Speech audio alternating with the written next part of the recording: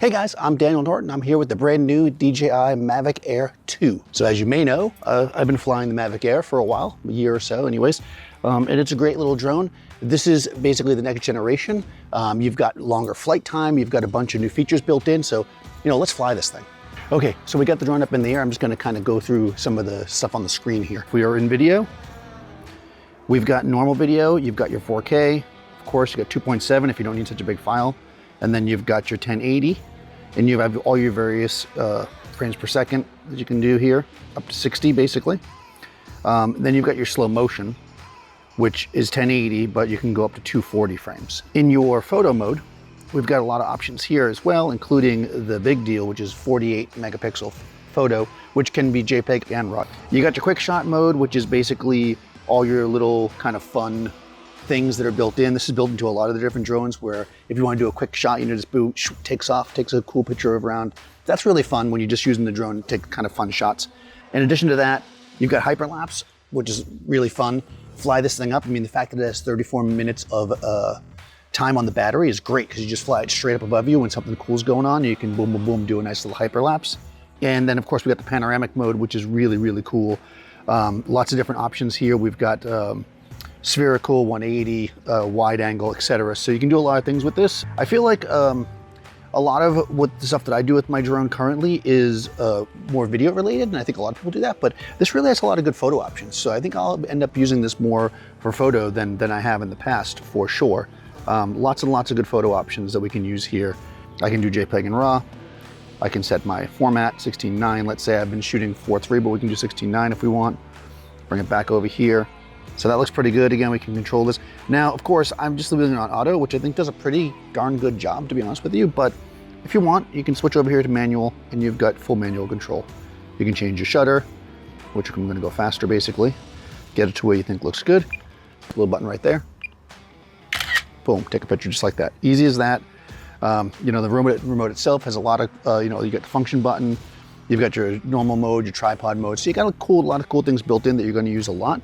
And this style is actually really cool. I like the way this thing folds down neatly. So, of course, when we want the thing to come home, you can fly it back if you'd like, but, oh, look, it's coming back anyways because it looks like my battery's low. But you hit this right here, and that would land us automatically, but we're gonna just have it come back home first. One thing I'm really liking about this new design is that the battery's on top.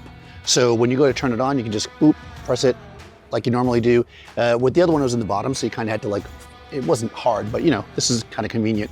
The battery is larger. The whole thing is slightly larger, but that gives you all that extra flight time and everything, which, it still folds down really small, just like the other Mavic Air. So really, what makes these super fun is that you can take them anywhere. That's the way I look at it. I remember the first drones I ever worked with were so big. You needed a big Pelican case to lug them around, but I mean, this thing, look how tiny that is, So you could easily fit this. I mean, it's as big as a lens. There's a little cover that comes to protect the gimbal, which you want to put on there, of course, when you're packing it up.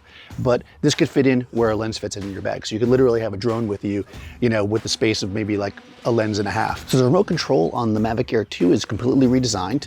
I'm kind of liking the design of it. It's very simple. Phone goes right here. Now, one thing that I do, guys, is, whenever you get a new phone, they offer you a few bucks to trade in your old phone. I keep my one generation back phone because I can use it for stuff like this. That way I'm not using my main phone for this. It basically is dedicated to my drone. This folds down nice and small. These guys come off and they can store right there.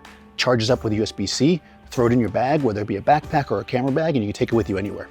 With 48 megapixel raw photos, you're really gonna be able to shoot some incredibly detailed landscapes with this new Mavic Air 2. And with the hyperlapse and the panoramic shots, it's just gonna really change the way that we see things. It's like you can shoot time lapses, I've done it a million times, but being able to do it from the air like that, just so simply with this thing, is gonna be great. There's lots of great stuff going on in the new Mavic Air 2. I'm just gonna go over some of the highlights from me. 34 minutes of flight time. You can fly at 68 kilometers per hour, right?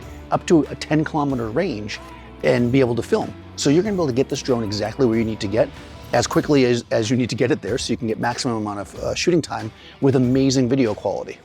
Of course, you've got all this great safety built into it. DJI is known for that. APAS 3.0 obstacle avoidance with optical sensing forward, backwards, and downwards. One of the things I really love about these DJI drones is that there's so many kind of built-in functions and automatic functions, a way to program it, so that if you're a small crew, 1 or 2 people, you can add this amazing drone footage that's gonna really raise your production value without dedicating an entire person the whole day just to be doing drone footage. I mean, certainly if you're on that kind of job, you might just be doing drone footage, but for somebody like me and a lot of small productions, the drone footage is like the icing on the cake, right? We want it because it's going to really up our production value, but maybe we don't have all day to invest in it. So having all these cool modes, you know, like the follow modes and the circle and all the other cool modes really makes it something that we can involve in our shoots more often, which is great. I want to thank DJI for letting me borrow the Mavic Air 2. It's been really fun, and I'm going to try to get some more flight in before the sun goes down here.